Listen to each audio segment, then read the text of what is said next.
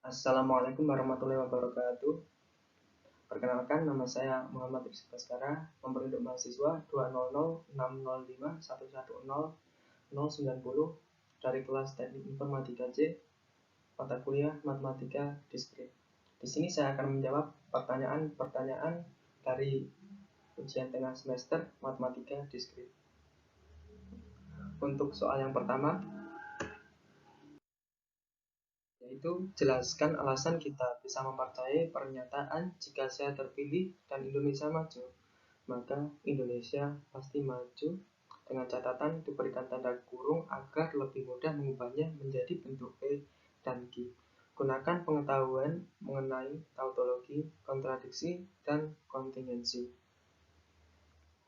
Untuk menjawab soal pertama ini, terlebih dahulu atau langkah awal yang kita lakukan adalah menentukan proposisi P dan Q.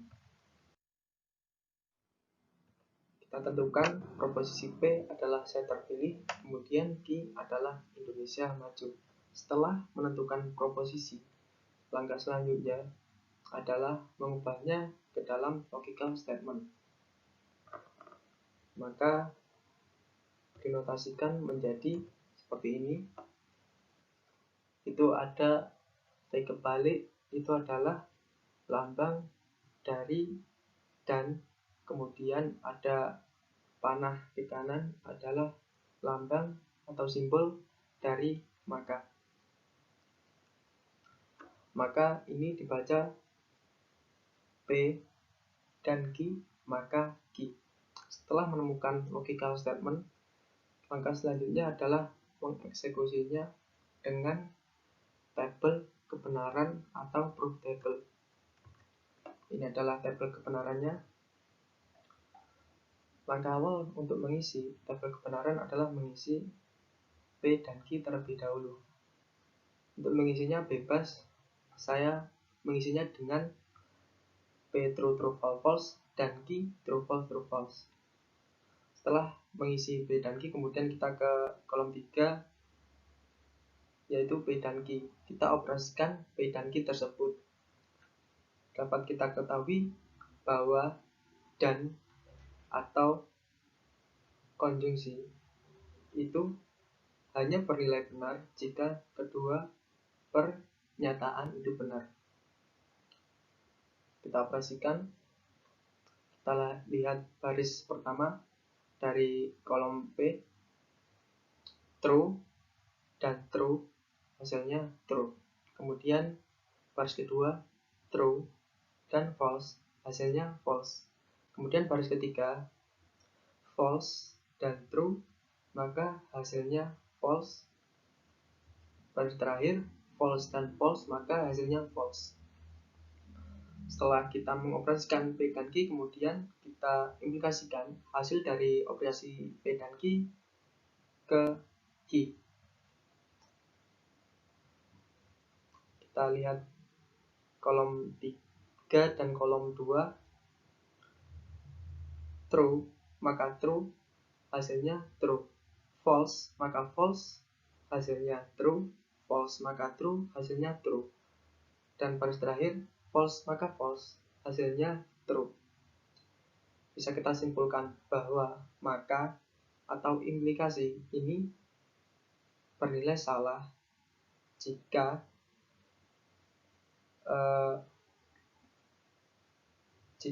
antecedent atau P benar dan konsekuen Q salah. Karena di kolom atau baris kolom 3 dan kolom 2 tidak ada true maka false, maka hasilnya true semua. Jadi dapat saya simpulkan dari soal 1, saya percaya dan setuju terhadap pernyataan tersebut karena hasil akhir dari proof table atau tabel kebenaran adalah semuanya true. Jadi soal pertama saya menggunakan pengetahuan dari tautologi. Soal selanjutnya adalah jelaskan alasan kita sebaiknya tidak mempercayai pernyataan jika saya terpilih atau Indonesia maju, maka Indonesia pasti tidak maju, dengan catatan yang sama seperti soal pertama. Langkahnya sama dengan soal pertama, yaitu kita menentukan proposisi terlebih dahulu. Proposisi P dan Q sama, yaitu B saya terpilih, Q Indonesia maju. Kemudian kita notasikan ke dalam logical statement menjadi seperti ini. P ini dibaca dengan atau Q, maka negasi Q. Negasi itu adalah lawan dari nilai Q. Setelah itu kita eksekusi kembali dengan tabel kebenaran seperti ini. Kita isi kolom P dan Q sama seperti yang tadi. Setelah itu kita ke kolom ketiga, yaitu negasi Q.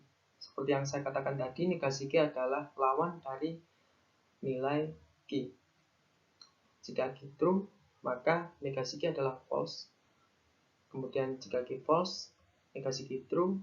Jika Q true, negasi Q false. Jika Q false, negasi Q adalah true. Setelah itu kita ke kolom 4, P atau Q. Atau itu disebut juga dengan disjungsi. Dan bernilai salah jika keduanya salah. Kita operasikan P atau Q, kita lihat pada kolom pertama dan 2. Benar atau benar, true atau true, true or true, maka hasilnya true. True or false, maka hasilnya true. False or true, hasilnya true. False or false, hasilnya false. Setelah menyelesaikan operasi dari kolom 4, kita lanjutkan operasi di kolom 5,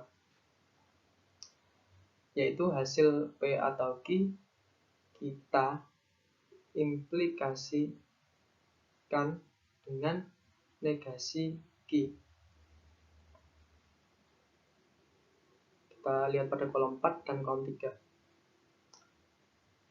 True maka false, hasilnya false. True maka true, hasilnya true. True maka false, hasilnya false. False maka true, hasilnya true. Hasil dari tabel kebenaran ini adalah false true, false true. Jadi bisa saya, kalau saya bisa percaya dan tidak percaya terhadap pernyataan tersebut. Karena hasil dari proof table atau tabel kebenaran adalah sometimes true dan sometimes false, atau kadang-kadang benar dan kadang-kadang salah. Untuk soal kedua, saya menggunakan pengetahuan kontingensi. Untuk soal selanjutnya adalah di antara sekelompok mahasiswa 100 orang, ternyata 44 orang suka mata kuliah matematika diskrit, 52 orang suka kalkulus, 42 orang suka bahasa Inggris, 16 orang suka matematika diskrit dan kalkulus, 15 orang suka matematika diskrit dan bahasa Inggris, 14 orang suka kalkulus dan bahasa Inggris, dan 5 orang tidak suka ketiga pelajaran tersebut. Untuk soal yang A, gambarlah diagram Venn untuk menunjukkan keadaan di atas. Yang B, berapa siswa yang suka ketiganya, dan C, berapa siswa yang suka matematika diskrit atau kalkulus. Kita kerjakan soal yang A terlebih dahulu,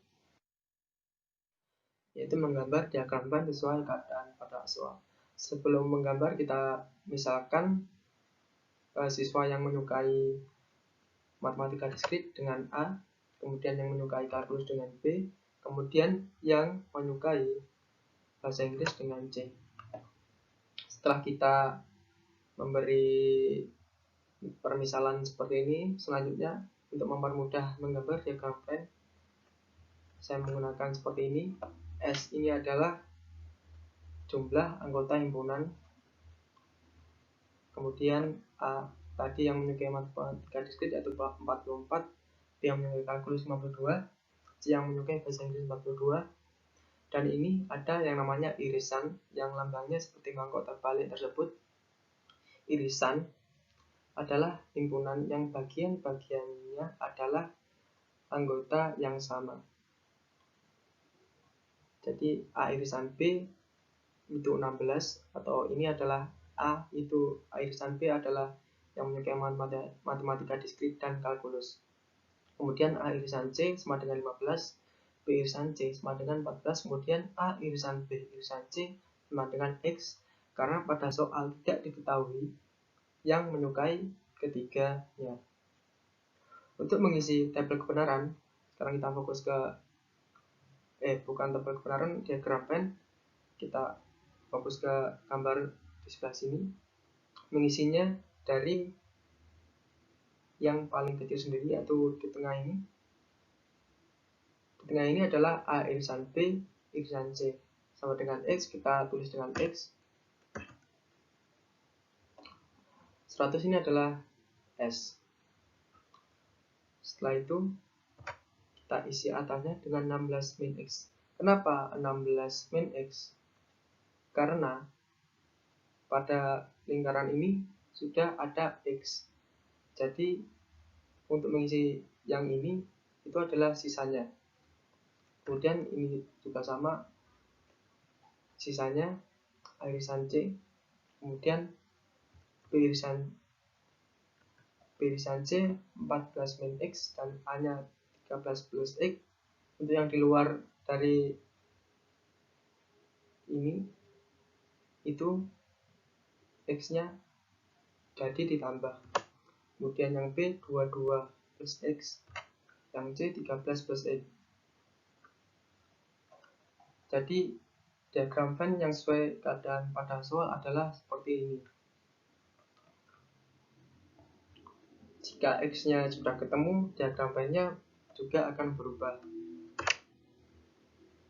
Untuk soal selanjutnya, yaitu mahasiswa yang menyukai ketiga pelajaran tersebut. Caranya yaitu seperti ini.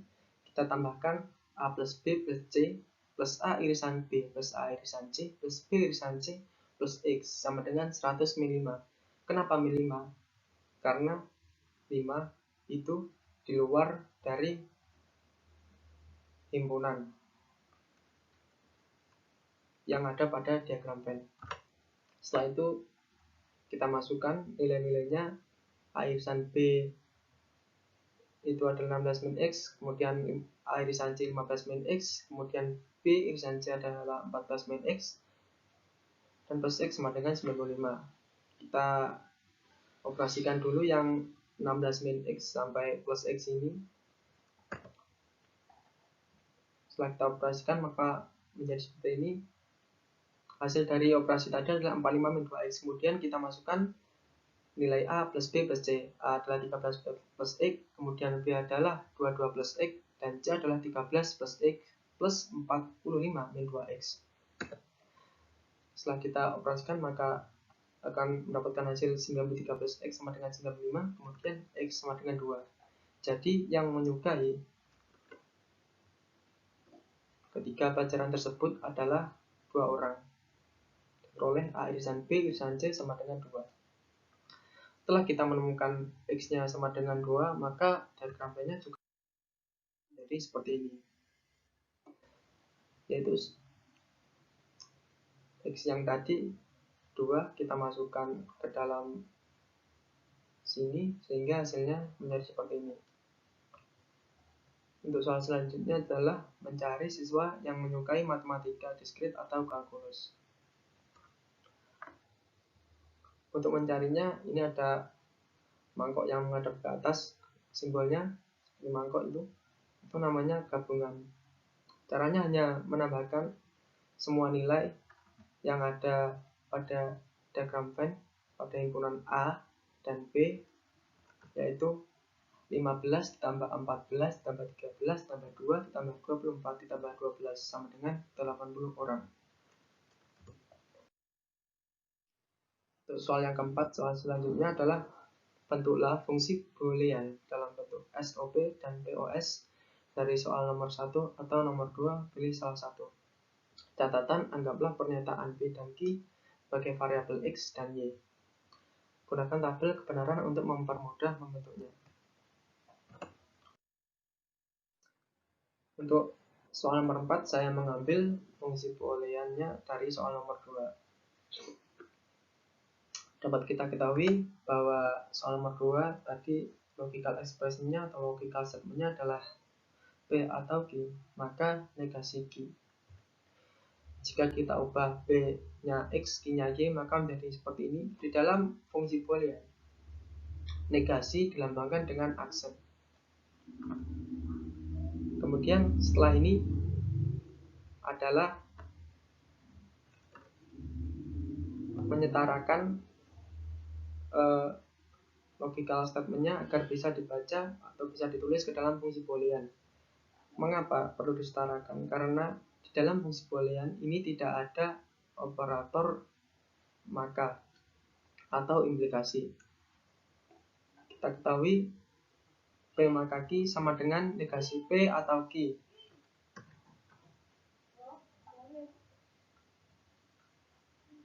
Maka misalnya menjadi X plus Y aksen, maka Y aksen.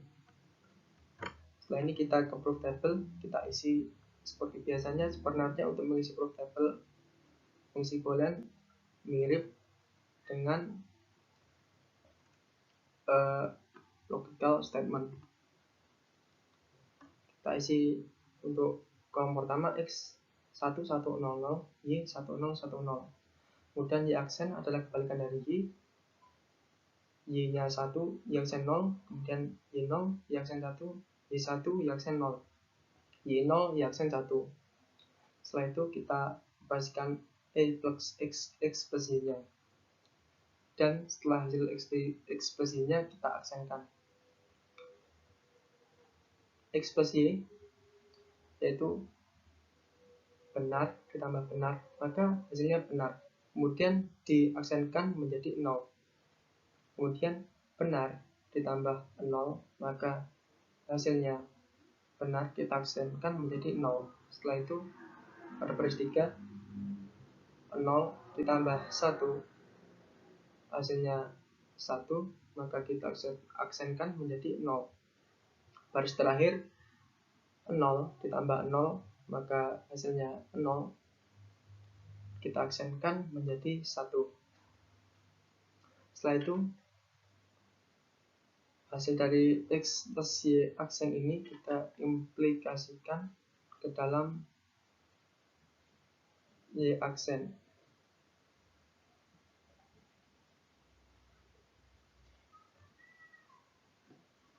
Atau sudah dirubah menjadi plus X plus Y aksen plus Y aksen. Ini 0 tambah 0, maka hasilnya 0, 0 tambah 1, hasilnya 1, 0 tambah 0, 0, 1 tambah 1, 1. Setelah kita mendapatkan hasil dari proof table ini, kita notasikan dengan SOP dan POS. Yang pertama kita notasikan dengan SOP. SOP adalah apabila hasil dari tabel kebenaran itu 1. Kita dapatkan pada baris kedua dan baris keempat yang hasilnya 1, yaitu 10 dan 00. Untuk menulisnya yaitu seperti ini.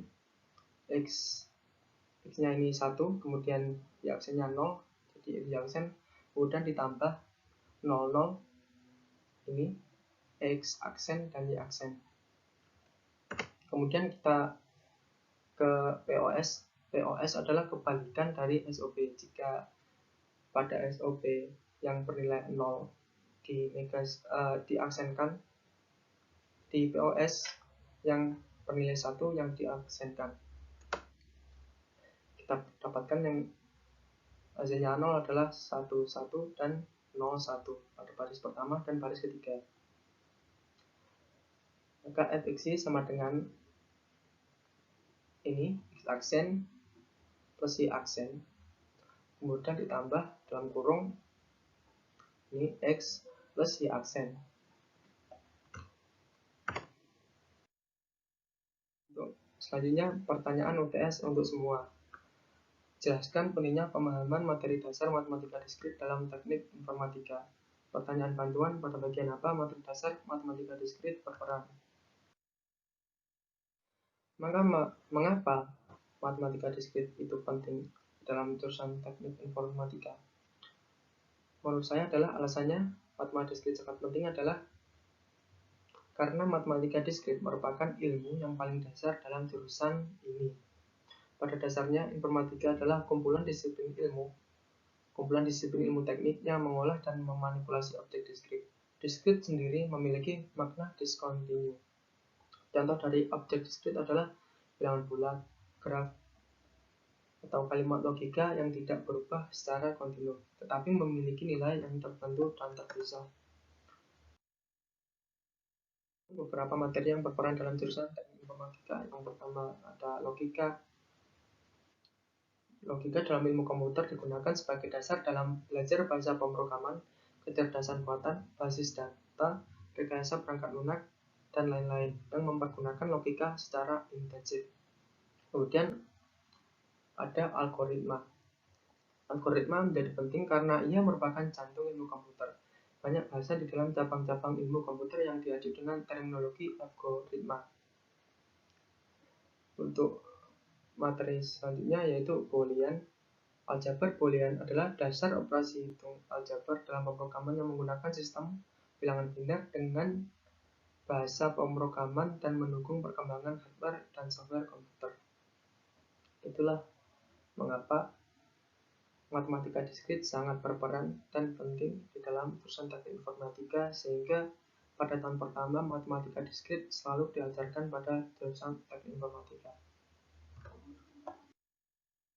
Mungkin itu semua jawaban dari saya. Terima kasih. Wassalamualaikum warahmatullahi wabarakatuh.